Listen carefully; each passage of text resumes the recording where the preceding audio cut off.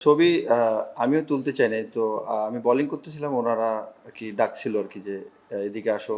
তো আমি এমনি কথা বলতেছিলাম যে, এরকম তোরা অনেক ফ্রেন্ডলি এবং অনেক কিছু ওদের কাছে শিখার আছে আরকি। তো চেষ্টা করছি যতটুকু কথা বলার এবং শেখার আরকি। আসলে প্রতিদিন তো দেখা হয় যেহেতু এক টিমেই করে।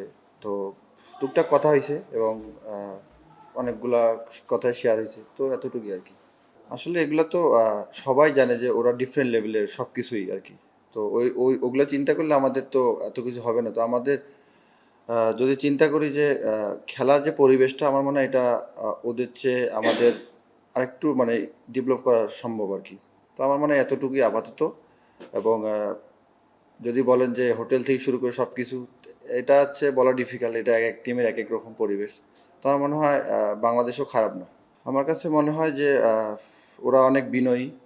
যত বড় ক্রিকেটার হোক না কেন ওরা অনেক সাদা সরল মানে যে কাউকে আরকি আরামসে অ্যাডজাস্ট করে ফেলে আরকি। আমার কাছে এটা ভাল লাগছে যে বড় ছোট কোনো কিছু দেখে না। এটা ভাল লাগছে আরকি। তো আমি চেষ্টা করব যে এরকম স্কিলের দিক থেকে বলতে গেলে স্কিল তো সবার ১৯-২০ জাস্ট মেন্টালিটি এবং মানে ভালো পরিবেশ আমার মনে হয় এটা সবচেয়ে ইম্পোর্টেন্ট।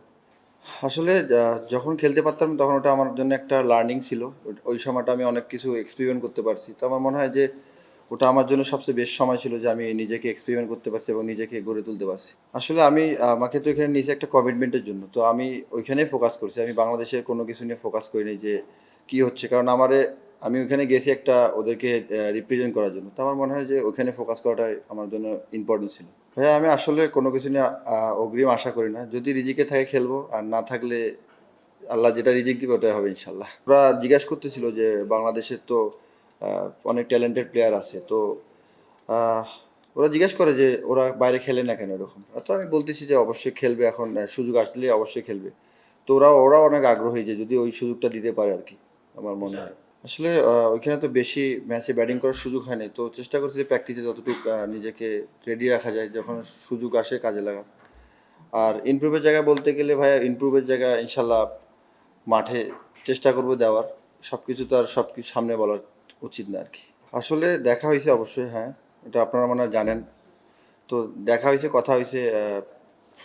বলতেছিলাম আরকি যে মানে আরো কি করা যায় সামনের দিকে এইসব। যেহেতু উনি অস্ট্রেলিয়ায় থাকে। তো চেষ্টা করতেছিলাম যে ওনার কাছে আরেক ২ একটা টিপস বা কোনো কিছু নেওয়ার জন্য। এতটুকুই, বেশি কথা হয়নি। না অবশ্যই এগুলা হচ্ছে আমাদের যে ইয়াং জেনারেশন যেটা আপকামিং আসতেছে ওদের জন্য একটা বড় অপরচুনিটি এবং ওরাও বুঝতে পারে যে ন্যাশনাল টিমের আশেপাশে খেলতে গেলে ওরা কীরকমভাবে মেন্টালি রেডি হওয়া দরকার। তো আমার মনে হয় এগুলোর যদি করে তাহলে প্লেয়ারদের অনেক বুস্ট আপ হবে যে না আমাদের ওই জায়গায় যাওয়ার জন্য আমাদের আরও রেডি হইতে হবে আমার মনে হয় এটা।